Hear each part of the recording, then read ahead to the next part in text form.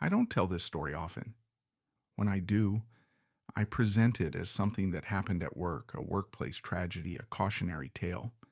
But the truth is, the incident changed the way I understand people, the way they hide their pain, the way an ordinary person can quietly fall apart right in front of you without anyone noticing. It happened in 1978 at a manufacturing plant in western Pennsylvania back then. Steel and machinery dominated the landscape, and every small town orbiting Pittsburgh had its own plant where men worked 12-hour shifts until their joints gave out. Mine was called Grafton Mills Industrial, a cavernous place that smelled of metal dust and hydraulic oil, the kind of place where a person could get lost even when they weren't trying. In the summer of 1978, a man named Warren Blake went missing during his shift. Not on the way to work, not driving home afterward, during the shift inside the plant, surrounded by people. And to this day, no one agrees on when exactly they last saw him. I know when I last saw him, because I was the last person he spoke to. And I think he knew something was happening to him, something he couldn't explain, something he didn't want to talk about. Not mystic, not supernatural, just the human mind slipping its hold. But I'm getting ahead of myself. Let me start with Warren and why what happened still keeps me awake at night. When I met Warren, he'd already worked at the plant for 10 years. He was 42 then, tall, bony, with shoulders that slouched forward like his body was always apologizing for taking up space. He wasn't the type to joke with the other guys, never joined the card games in the break room, never stayed for Friday beers. He just worked clock in, line 4, assemble the small motor parts, clock out. People said he lived alone after his wife left him. Some said she'd run away with another man. Others said she just couldn't live with Warren's dark spells, which was the way folks in the 70s described depression without actually using the word. Whatever the truth, Warren never talked about her. Actually, he didn't talk much about anything. I started in the winter of 77 as a line supervisor. He was already there, reliable as sunrise. Never missed a day, never complained. If anything, the problem was the opposite. He worked like he was afraid to stop. Sometimes I'd catch him still assembling parts after the alarm signaled a break. "Hey, Blake," I'd call, "clock out for lunch." He'd blink up at me like he'd been somewhere else, far away. Then he'd nod, wipe his hands on a rag, and walk off without a word. He wasn't rude. He just seemed like a man living on the very edge of exhaustion, holding himself together through sheer force of routine. But starting that spring, something changed. He grew jittery, paranoid almost. He checked the clock constantly, glancing behind himself, flinching. When someone touched his shoulder, I asked him once if he was feeling all right. He muttered something about just not sleeping, and that was the end of it. At the time, I let it go. Now I wish I hadn't. The morning Warren disappeared, nothing seemed unusual.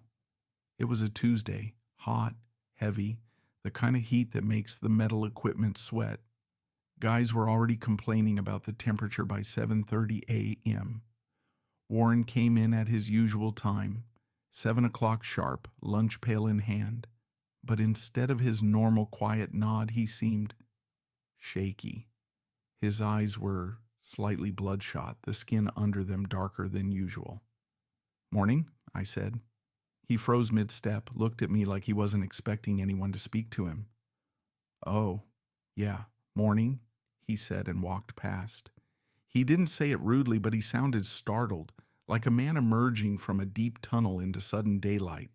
A few hours later, one of the guys, Phil Sanders, came to find me. "You talked to Blake today?" he asked, wiping grease off his hands. "Yeah, this morning. Why?"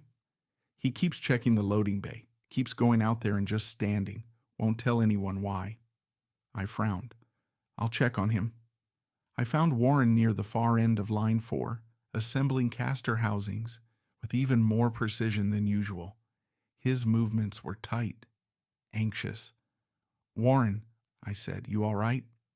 He didn't answer right away. When he did, he didn't look at me. I thought today would feel different, he murmured. What do you mean? He just shook his head. Then he looked up at me, really looked, and for the first time since I'd known him, I saw something like fear in his eyes. I think I'm losing time, he whispered. I thought he meant fainting or something. Heat stroke. I asked if he needed the nurse. No, he said too quickly. I'm fine. Just sometimes it's like I blink and an hour's gone. Or I hear someone talking to me and I don't remember what they said, or even if I answered. I stared at him. When did this start? Warren opened his mouth, closed it, swallowed. A while ago. Why didn't you tell anyone? He lifted one shoulder in a helpless shrug. It didn't feel like something I could talk about. The words hit me harder than they should have. Men back then didn't talk about mental health. They didn't say they were scared. Before I could press him, the loudspeaker crackled. Line supervisors meeting in the conference room. I looked back at Warren. We'll talk more after the meeting, all right? He nodded, but not convincingly. That's the last conversation I ever had with him. The meeting took longer than expected. Equipment budget proposals, overtime schedules, the usual bureaucratic tedium. By the time I returned to the floor, it was almost 1 p.m. Lunch break had just ended. The guys were returning to their stations, machines were starting up, but Warren wasn't on line 4. His station sat empty, tools neatly arranged. As if he'd stepped away only for a moment, I figured he was in the bathroom or getting water. But 10 minutes passed, then 15. Phil walked over, frowning. He's still not back? No, I said. Any idea where he went? Last I saw him, he was heading toward the loading bay, but that was like an hour ago. An hour. Something in my chest tightened. I went to the loading bay. Nothing, no Warren, just 2 forklift drivers chatting, and a truck half unloaded with boxes of ball bearings. You see Blake? I asked them. They shook their heads. I checked the break room next. Empty. Then the bathroom. Empty. Then the maintenance corridors, where no one was technically allowed, but guys still wandered for a smoke. Nothing. By 2 p.m., I reported it to the floor manager. By 3 p.m., the entire plant was looking for him. By 4 p.m., the police were called all over a man they assumed had simply walked off the job, except he hadn't. Grafton Mills. Industrial was the size of 4 football fields. 3 production floors, underground storage rooms, an old boiler area no one uses anymore, plus the surrounding yards and shipping docks. The search team checked every square inch. We divided into groups. I took the east wing, rows of machines, tool cribs, dark corners behind equipment where someone might collapse if overheated nothing. Another team searched the warehouse. All aisles, all racks, all forklifts, nothing. By the time the plant closed for the night, police dogs had swept the building. Nothing. What made the whole thing so unnerving was this. There were no exits without time-stamped cards. Everyone clocked in. Everyone clocked out. Even visitors had to sign in with security. Warren clocked in at 7 a.m. He never clocked out. No one saw him outside. No one saw him leave the building. Not a single witness came forward. And this was broad daylight. Dozens of men working within shouting distance. You'd think someone disappearing in a workplace would leave something behind. Footprints, a dropped tool, a cry for help, a sign of struggle, anything. But there was nothing. Nothing except a partially assembled motor on his workbench, and his lunch pail still sitting unopened on the shelf. The plant shut down for 2 full days while police searched again. They drained the old water tanks. They checked behind every crate, under every stairwell, in every crawl space. They searched the yard, the dumpsters, and the woods behind the fence line. Volunteers from the town came to help. Flyers went up. Local news filmed segments outside the gates. Rumors spread. Some said Warren had finally snapped under the weight of loneliness and walked off to end things somewhere no one would find him. Some said maybe he'd planned an escape, taken a bus somewhere far away, starting over.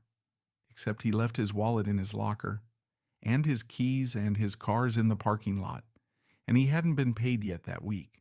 His apartment, nothing missing, bed made, dishes clean, no note.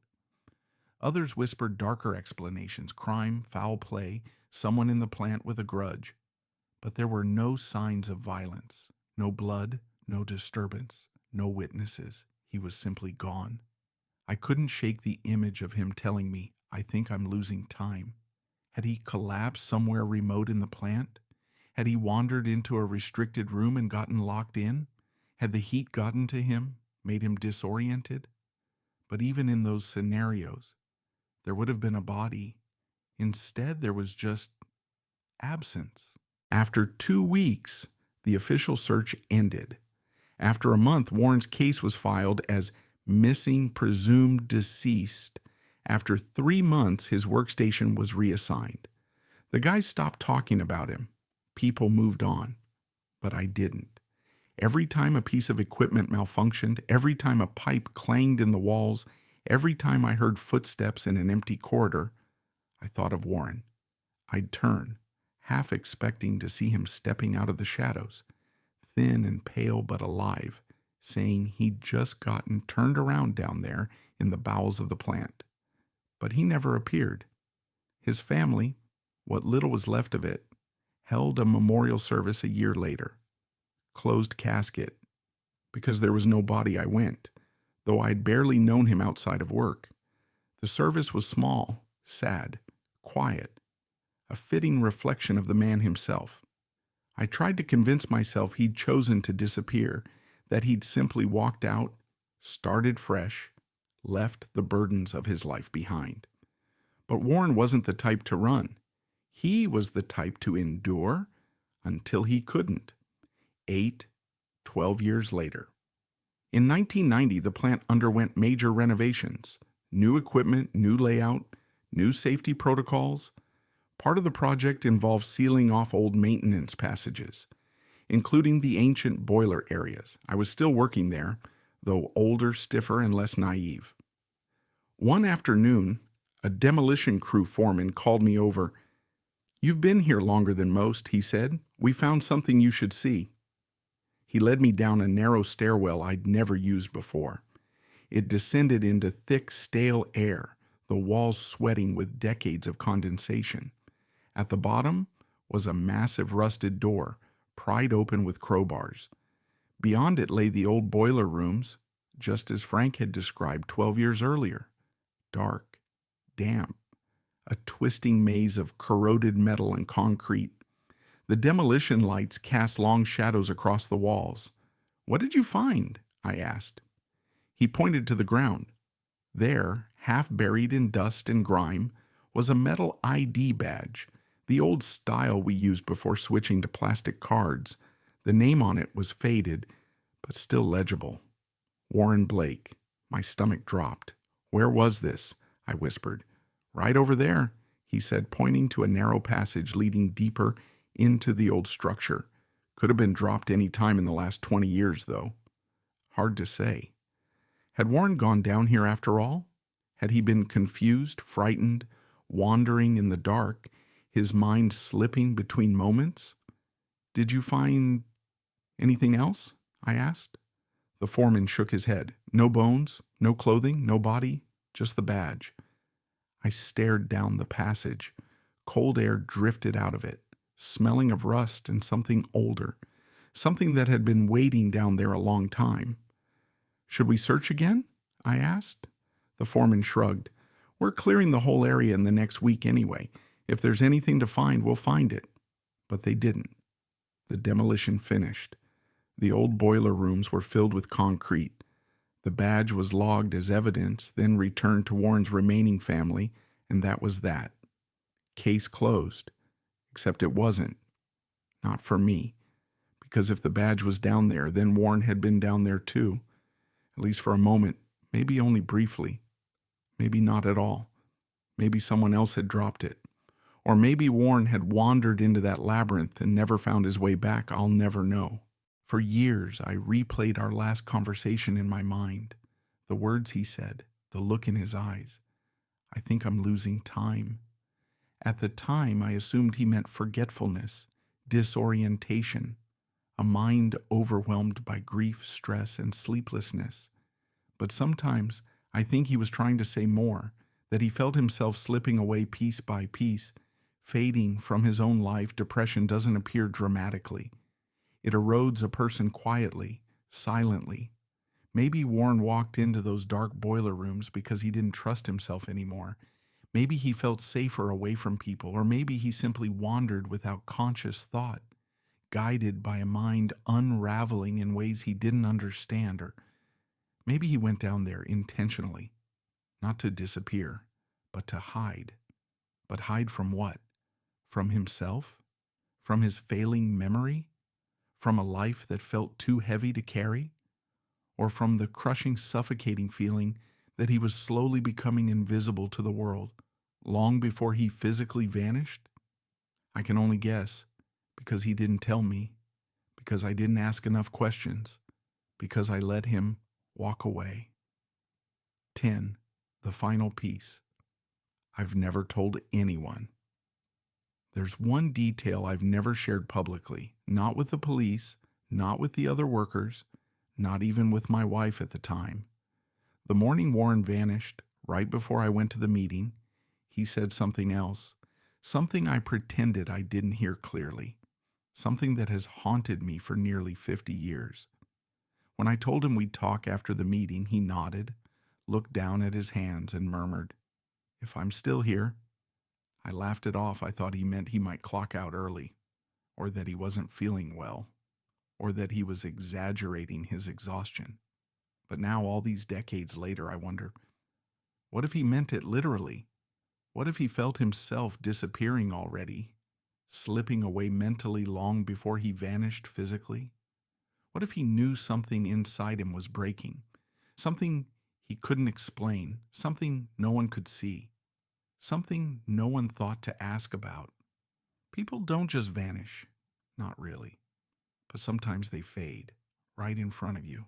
I wish I could say they found Warren's body, or that he turned up years later, living in another state, or that the demolition uncovered something more. I wish I could give his family closure, or give myself peace by knowing exactly what happened. But I can't. The truth is simple and awful. A man disappeared inside a building full of people. He walked in. He never walked out. And no one will ever know where he went or why. His disappearance wasn't supernatural. It wasn't paranormal. It wasn't mystical. It was human, which sometimes is far more terrifying.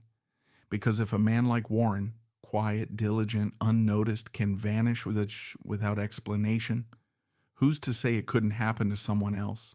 Someone you know, someone you work beside, someone you think you understand, or even you. I still dream of the old boiler rooms, of rusted pipes, endless passages, stale air, a vast underground maze where the line between direction and confusion blurs. Sometimes in those dreams I hear footsteps behind me, slow, unsteady, like someone who isn't sure where they are or who they are. I always turn around, but I never see anyone, just darkness